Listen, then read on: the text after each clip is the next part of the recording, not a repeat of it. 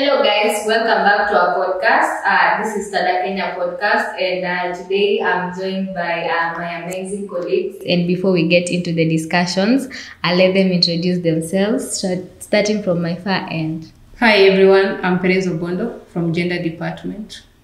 Hi, I'm Atieno Vera from Programs Department. Hi, I'm Maureen Salim and your host. So today we'll be discussing about the International Day of the Girl Child, and this year's theme is Girls' Vision for the Future. And it is usually commemorated every 11th of October every year. And we are just here today to highlight the challenges and different ways of how we've worked with girls to ensure that they are empowered and they have brighter futures. So before we get deep into the discussion, I'll allow my colleagues to just give our viewers a brief of what we mean when we say we are celebrating International Day of the Girl Child, starting with Perez. Okay, thank you, Maureen Salim. We know that October 11th is a global observance for the International Day of the Girl Child. And being that this theme is Girls' Vision for the Future, and we know that this day is always a day recorded for celebrating girls, also to address some of the challenges that girls face in the society. Yeah, just to pick up after Perez, despite the fact that we are not talking about the theme of the year, looking at the other side of the other picture, we find that girls, they face a lot of things, be it in terms of their healthcare, in terms of their nutrition, in terms of their relation with others, in terms of issues of sexual and gender-based violence. So it's something that cuts across. And also from a view that the female gender is considered weak in society, but that one is usually responsible the women, but it's also the girls who become the women. Yeah. So it's a process whereby now we look at what really models these girls from the younger age up to the point where now they become women, and every factor that is surrounding their growth, their development, and also the interaction in the society. We've talked about the challenges. Maybe we can just enlighten our viewers some of the challenges that our girls face in the community, considering the fact that what Vera has said, most of the women in the community, they're considered weak and all that. Yeah, maybe let's start with our area where we work. We have noticed that girls doesn't have the platforms for empowerment. And we have come to realize period poverty is one of the biggest challenge. And certain discrimination are such as the FGM, early marriages, we have the child labor, just to mention a few. So these challenges in the society with our girls, it's a violation to their rights. Also, it's restricting their rights. Some are forced to do them, like let's say the FGM. In a times, I've asked the girl that, is it okay for you to undergo FGM? You find that one in 5 of 10 girls, they will say no. But because it's a culture that is perceived for so long, they have to follow it. They're being forced. But if you listen to their voices, they'll say, we don't want it. So I think it's high time we bring the girls' voices into picture. Let them talk of what they want. Because this theme is future, vision for the future. When you talk of vision, it's a dream. Vision. What is my dream? I dream to be a person in future. I dream to be this person that people will look up to. So we don't have to just talk about the challenges. We can also talk about the achievement of these girls, the aspirations, the hope they have for the future. Yeah, thank you so much, Perez, for highlighting the social, the cultural, and a bit of the economic part of the challenges that ladies face. Okay, actually, if we can look at it from, let's say, a global perspective, growing up, there are countries I think it's in India. There's this girl who is called someone Malala. I really don't know the first name. I can't remember the first name. So, growing up, you will see this girl trying to raise the voice, trying to be an advocate of the girls in the society. And up to that point, I came to realize that the challenges that are faced globally are equally the challenges that we face in Kenya, because all of them target girls in different contexts. So Perez has really touched on the socioeconomic and cultural part, but I also mentioned the health part of it. I also mentioned the gender-based violence part of it. And I also look at it from a point whereby, even if you look at our leadership structure, like the current Kenyan leadership, even the rule is just a third of the government, a third of the legislatures should be ladies. And you find that those are already grown women. And the point of entry where girls come in is a little bit narrowed. But we are in a generation whereby you find like a 10-year-old girl maybe has that ambition to like raise the voice of those within her age. And I really thank our country because it has given us a platform whereby you're like, this is just not only a child, but she has something special in her.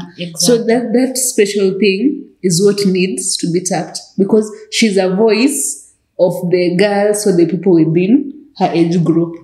Therefore, this challenge is cut across, like we mentioned.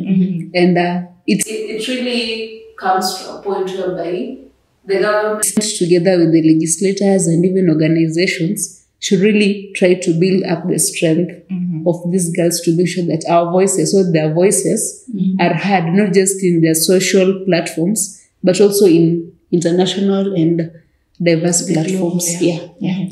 Just like to sum up everything you've said, I really feel that our girls globally, they have big potentials, but the fact that most people or women who are at the top, they've not like come out to motivate them and make them understand that they are vision carriers and that they can do it no matter the place you stay in, whether it's a Gwen, it's a town, your dreams are still valid. So back to the strategies that Stada Kenya has put through to ensure that girls' visions are empowered for the future. Perez has talked about GBV. She has talked about ending period poverty, and those are some of the things that align to the objectives of STADA when it comes to gender equality. And so I would like us to maybe give a brief of the efforts that STADA Kenya has put through to ensure that we make these visions big, or we come through for these girls to ensure that they are empowered. So let me just start. Currently, we have a program for mentorship. It's Inspire and Lead. So this program, we included both gender because it focuses on the students. It's mainly about empowering them on certain aspects. We have the one for the life skills. We have the one for the career exploration and planning and exploration. We have for the self-esteem and confidence. So aspect collected, it touches both on the academic, personal growth and development. So I think mentorship programs we have really tried on with the student. We just want to tackle some of their strengths, some of their weaknesses. Like, what do they know when we say mentorship? You will find majority don't, some know, but we don't say it's because their fault. But I think maybe in terms of resources that they might have. And I think if these resources are put in place, I'm sure these girls and boys will strive. Another one was ending period poverty. I think STADA has really come largely on that. I think we're partnering with the STADA pads that is doing manufacturing of the reusable pads. And also do a collection of the disposable pads. So I think it was because of girls who are being absent in schools, being stigmatized, and sometimes they don't have resources to purchase pads. And I think STADA have come in hand. Maybe Vera can elaborate that more. Okay, before even elaborating that, actually STADA in itself provides a platform for young girls to meet their vision. Looking at our organization, it's Tawisha Dada. Like, we want to thrive, like to make these girls and young women thrive. And one thing that I really appreciate our director for doing is giving a platform whereby even in the organization, most employees are ladies. Yeah, I can say, let me say it's like 90% of the employees are ladies, and not just ladies, but young People ladies. behind the cameras are laughing. Yeah, not necessarily ladies, but young ladies. So, with ladies, when you're brought to a point whereby you can exercise what you have, that's when you know you have the potential to do something. So if I'm being put in a position whereby I can now use my skills for the development of the organization, I'll know then there's something inside of me that when I put out to the world, then it will bring a change. And that's a way of promoting the kind of vision that all of us have. So that is one way that STAD has brought up or has tried to ensure that the girl child has like a journey or is facing or like is headed to somewhere whereby their visions and goals will be achieved. And then apart from that, I can touch a little bit of the programs that we do. Like currently we do water sanitation and hygiene. And the main aim of starting that project was to now end gender-based violence related to water issues. We find that in our communities, those who fetch water are majorly girls and women. Yet men go, I don't really refuse the fact that men go to fetch water, but now the primary task of the family household is either on the ladies or on the young girls or women. So in that case, you find that maybe someone goes to fetch water in a very long distance, and violence can occur, different things can happen because someone can even go to fetch water late in the night, and we all know the consequences that might arise. So in that way, like someone grows up knowing that this issue of or this problem with water has already been tackled by the organization. So that duration that I could have used maybe to go and fetch water like 3 kilometers away, why don't I change that time and make it like, why don't I use that time to do something useful and also to achieve what I want to achieve as a woman or as a young girl. So I really applaud the programs that we do, the collaboration that we have with Stand-Up Ads, because like Perez mentioned, if I'm on my periods and I don't have the available materials, then definitely I'll miss school. Like I'll stay at home and I'll be like, no, these 3 to 4 days, let me just sit at home until I'm done with my periods.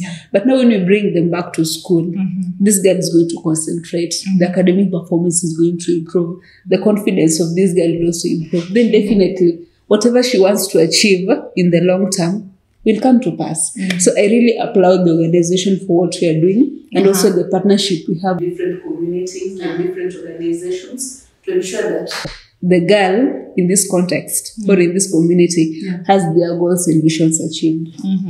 And as we prepare to celebrate the Girl Child on 11th of this month, what is that one thing you would love to see in the next 2 years? Or what is that thing that you really wish STADA to implement more or to extend their programs maybe to other counties? But maybe that is my wish, but you just give us your wishes. That one thing that you would love to see, or maybe in terms of the programs that you've mentioned, the things that stood out for you, and if there are any recommendations, if you are calling more, how do I call them? We are calling more donors to come through and volunteers. So Yeah, I think most of our works are on our platform. And if you get the comments and the reviews, it says a lot. That's just a feedback showing how good our work is outside there. And my wish is just, we can work in entire Kisumu County, even like globally. That's my wish. Because there is this saying, girls are agent of change. So whenever you educate them, they transform the world.